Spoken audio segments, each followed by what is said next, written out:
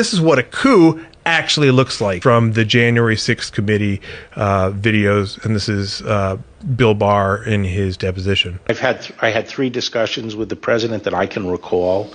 One was on November 23rd, one was on December 1st, and one was on December 14th. And I've been through sort of the give and take of those discussions. And in that context, I made it clear I did not agree with the idea of saying the election was stolen and putting out this stuff, which I told the president was bullshit. And, you know, I didn't want to be a part of it. And that's one of the reasons that went into me deciding to leave when I did. I observed, I think it was on December 1st, that, you know, how can you can't live in a world where the incumbent administration stays in power based on its view, unsupported by specific evidence, that that there was fraud in the election.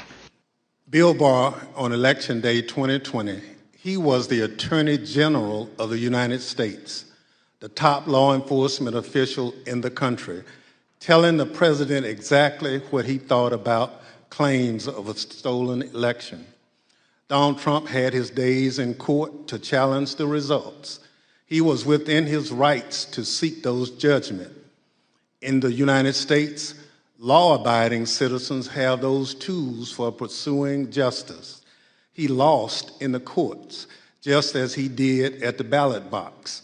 And in this country, that's the end of the line.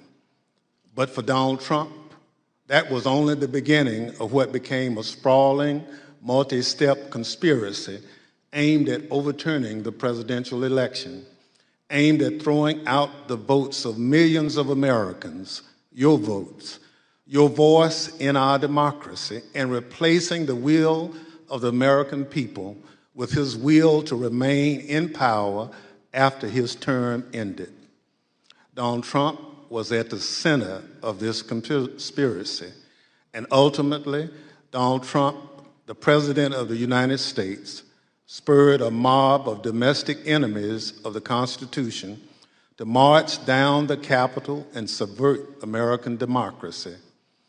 Any legal jargon you hear about seditious conspiracy, obstruction of an official proceeding, conspiracy to defraud the United States, boils down to this. January 6th was the culmination of an attempted coup. This is what happens, actually, after you attempt a coup. You get your mugshot taken. So I think so much of what is being said by Trump and these cronies is a naked attempt to try to minimize the actual coup attempt and try to spin this in some way that, like, oh no, we weren't the coup. They couped. They did the coup, not us. They couped. We didn't coup. They couped.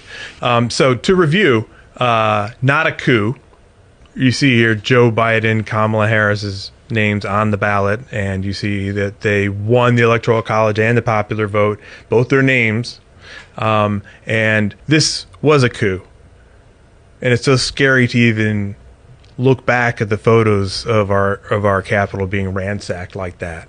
But it happened, and they defiled the walls and they attacked police, and then they tried to pretend it never happened.